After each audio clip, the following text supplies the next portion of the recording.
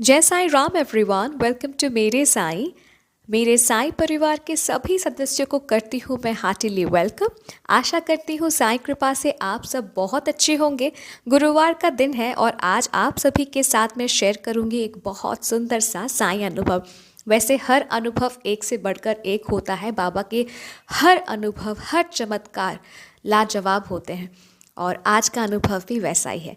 तो ये जिनका अनुभव है वो रहना चाहती हैं अनोनिमस। मैम साईं भक्त है और इनका रिश्ता बाबा से तब जुड़ा जब वो छोटी बच्ची थी और आज इनका उम्र 60 साल है। इनके परिवार में सभी मेंबर्स बाबा को बहुत मानते हैं, बहुत विश्वास करते हैं। अनुभव तो इनके कई सारे हैं पर उसमें से एक अनुभव वो हमारे साथ शेयर करती हैं। मैम बताती हैं कि उनके आँख में कैटरैक्ट हुआ था साल 2017 में। अब जिस दिन इनका कैटरैक्ट सर्जरी होने वाला था उस दिन ओटी से पहले ही मतलब वो बहुत डर गई थी। अब जब आई सर्जरी जब होता है ना या फिर किसी भी सर्जरी से पहले डॉक्टर ये मेक श्योर करते हैं कि पेशेंट का बीपी शुगर सब नॉर्मल रहे। जब ये सब नॉर्मल रहता है फिर ही सर्जरी के लिए डॉक्टर प्रोसीड करते हैं। तो इनका जिस दिन सर्जरी होने वाला था ना, इनका बीपी था 200। अब ओटी के पहले जिस आँख में सर्जरी होता है, ठीक है, जब बात हो आई सर्जरी की, तो ओटी से पहले जिस आँख में सर्जरी होने वाला है उसी आँख में एनेस्थीसिया दिया जाता है, ठीक है। तो मैम के लेफ़्ट आँख पे इंजेक्शन दिया गया। जनरली 2 इंजेक्शन से एनेस्थीसिया हो जाता है, आई बॉल स्टिल हो जाता है उसकी वजह से। अब जहाँ 2 इंजेक्शन से काम बनता है वहाँ मैम को 5 से 7 इंजेक्शन दिया गया पर मैम के ऊपर उसका कोई असर नहीं था, ठीक है। तो जो डॉक्टर कैटरैक्ट सर्जरी करने वाली थी ना, उनको कॉल करती हैं सिस्टर और इधर मैम भी टेंशन में है कि हो क्या रहा है। अब जो डॉक्टर थी वो ऊपर आती हैं और वो सिस्टर को डांट लगाती है कि ये क्या हुआ, दूसरा इंजेक्शन दो। और मैम इधर सोच रही कि मेरे साथ हो क्या रहा है क्योंकि उनको समझ नहीं आ रहा था। तो उसके बाद मतलब टोटल केओस चल रहा था। एनीवे उसके बाद सर्जरी हुआ, आँख में लेंस लगा, ठीक है, मैम की आँखों में लेंस लगाया और मैम घर लौट आई, ठीक है। आई सर्जरी में जनरली जिस दिन आई सर्जरी होता है उसी दिन पेशेंट को डिस्चार्ज किया जाता है। तो मैम घर लौट आई और 3 दिन के बाद आँखों से पट्टी हटाया गया, पट्टी खोला गया और मैम देख तो रही थी पर उनके लेफ़्ट आँख पे, मतलब जिस आँख पे उनका सर्जरी हुआ था ना, वहाँ पे वो कुछ प्रॉब्लम महसूस कर रही थी, कुछ उनको महसूस हो रहा था प्रॉब्लम। फाइन। अब जब आप साईं को अपना सब कुछ मानते हैं, टोटली उनके ऊपर निर्भरशील होते हैं, साईं आपके प्रति उनका जिम्मेदारी बाखूबी निभाते हैं। अब साईं तो हकीमों के हकीम हैं और उनसे कुछ नहीं छुपा है। तो एक दिन साईं मैम को स्वप्नादेश देख के कहते हैं शिरडी आओ, ठीक है, सिर्फ इतना ही कहते हैं स्वप्नादेश दे के कि शिरडी आओ। और जैसा कि मैंने हमेशा कहा है आप सभी को कि अगर बाबा आपको स्वप्न में कुछ कहते हैं, कुछ करने को कहते हैं, take it very seriously, take it very very seriously. Ma'am सुबह उठकर अपने बेटी के साथ अपना सपना शेयर करती हैं और डिस्कस करती हैं कि अचानक से शिरडी के लिए टिकट्स अवेलेबल होगा या नहीं। अब साईं ने बुलाया है तो वो इनकार भी नहीं कर सकती, ठीक है। तो जब स्वयं साईनाथ आपको बुलाते हैं ना तो सारे इंतज़ाम बाबा खुद कर देते हैं। मैम बताती हैं कि उनकी बेटी जब स्टेशन गई टिकट चेक करने के लिए, टिकट काटने के लिए, तो वो देखती हैं कि सिर्फ 3 टिकट्स अवेलेबल था शिरडी के लिए और वही टिकट्स बुक करके मैम अपने हस्बैंड और बेटी के साथ रवाना हुई शिरडी। अब मैम शिरडी पहुंची और उस दिन मैम गई थी द्वारका माई, ठीक है।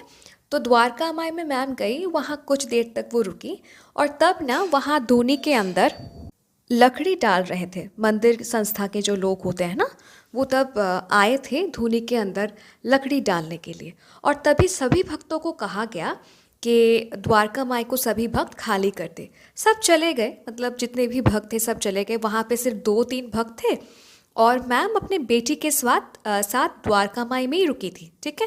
तो मैम को किसी ने निकलने को भी नहीं कहा। अब मैम धूनी के पास ही थी, आसपास ही थी और जब धूनी का गेट खोलकर लकड़ी डाल रहे थे ना, तब आग की जो फुलकारी होती है ना, मतलब वो जो डस्ट पार्टिकल्स जो धुनी के अंदर था, वो थोड़ा सा निकला, ठीक है, क्योंकि लकड़ी डाला जा रहा था धुनी के अंदर, और वो डस्ट पार्टिकल निकल के ना मैम के लेफ्ट आंख पे चला गया, ठीक है, वही आंख जिसमें सर्जरी हुआ था, लेंस लगाया हुआ था। अभी देखिए आँख बहुत डेलिकेट होता है, और ख़ासकर जब आँख में सर्जरी हुआ है कुछ दिन पहले, जिस आँख पे क्या कहते हैं लेंस लगाया हुआ है, और उसी आँख में डस्ट पार्टिकल्स चला जाना बहुत चिंता की बात है। और मैम बहुत डर गई थी, और जैसे वो डस्ट पार्टिकल्स उनके लेफ़्ट आई में घुसता है ना, वो अपना आँख डर से बंद कर देती हैं। फाइन। और जब वो कुछ देर बाद अपना आँख खोलती है ना, वो बताती हैं कि उनको बहुत आराम मिला। सर्जरी के बाद उन्हें जो प्रॉब्लम हो रही थी ना आँख में, कुछ जो वो अनकंफर्टेबल फील कर रही थी, वो प्रॉब्लम और नहीं रहा, और आज भी उनको कोई प्रॉब्लम नहीं है। सच्चरित में लिखा है ना, मतलब सच्चरित में लिखा हुआ हर शब्द, हर अध्याय सच है। सच्चरित्र कभी झूठ नहीं बोल सकता। हम सभी ने पढ़ा है कि मरीज़ों का इलाज करने का बाबा का तरीका अलग था। एक ऐसा भी चैप्टर हम सभी ने पढ़ा है जहाँ पे एक भक्त के आँख में सूजन था, आँख लाल हो चुका था। आई होप आप सभी ने वो अध्याय पढ़ा होगा। और बाबा ने क्या किया था? बाबा ने उनके आँख में बीबा के जो सीड्स होते हैं ना, क्रश करके बाबा ने उनके आँख में डाल दिया था, फिर आँखों की पट्टी कर दी थी बाबा ने। और अगले दिन तक वो पट्टी था, और अगले दिन बाबा जब वो पट्टी खोल के उस भक्त के आँख में पानी डालते हैं, तो वो भक्त का आँख फिर से ठीक हो गया था। वो सूजन चला गया था, जो आँख लाल हो गया था वो ठीक हो गया था। तो आँखों के इलाज के लिए बीवा तो दवाई नहीं है ना, पर बाबा ने उसी से इलाज किया। सिमिलरली ये जो मैम की आँखों में प्रॉब्लम था, इसका इलाज तो एक डस्ट पार्टिकल नहीं हो सकता है ना। एक डस्ट पार्टिकल तो हानि कर सकता है, स्पेशली जब आपके आँखों का सर्जरी हुआ है, राइट। मतलब जिनका हुआ है सर्जरी वो जानते हैं कि 7 दिन तक बहुत केयरफुली रहना पड़ता है, नीचे झुकना मना होता है, लाइट लगाना मना होता है, बहुत कुछ रिस्ट्रिक्शंस रहता है। तो उसी आँख पे मतलब एक डस्ट पार्टिकल्स, धूनी से निकला हुआ डस्ट पार्टिकल्स तो कुछ इलाज का मेडिसिन नहीं है ना।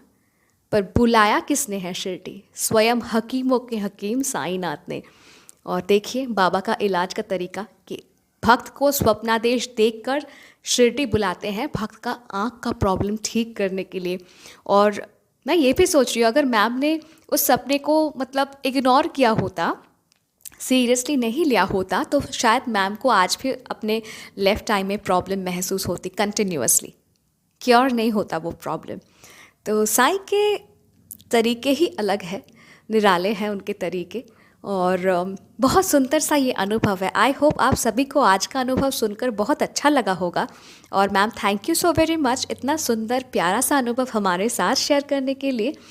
और आप सभी से जो हर बार कहती हूँ, आज फिर से कहती हूँ कि अगर आप भी अपना अनुभव मेरे साथ शेयर करना चाहते हैं कि आपका अनुभव सभी तक पहुँचे, आप मुझे ईमेल कर सकते हैं, इंस्टाग्राम पे डायरेक्ट मैसेज कर सकते हैं, या फिर मेरे व्हाट्सएप नंबर में भी आप मैसेज कर सकते हैं। Email ID, Instagram account ID और व्हाट्सएप नंबर तीनों ही डिस्क्रिप्शन पे दिया हुआ है। अगर अनुभव अच्छा लगे तो लाइक कीजिए, शेयर कीजिए सभी के साथ। अगर मेरे साईं परिवार के साथ अभी तक जुड़े नहीं हैं, जुड़ जाइए, किस बात का देर है, ठीक है। मिलती हूँ बहुत जल्दी एक नए साईं अनुभव के साथ। टिल देन जय साईं राम।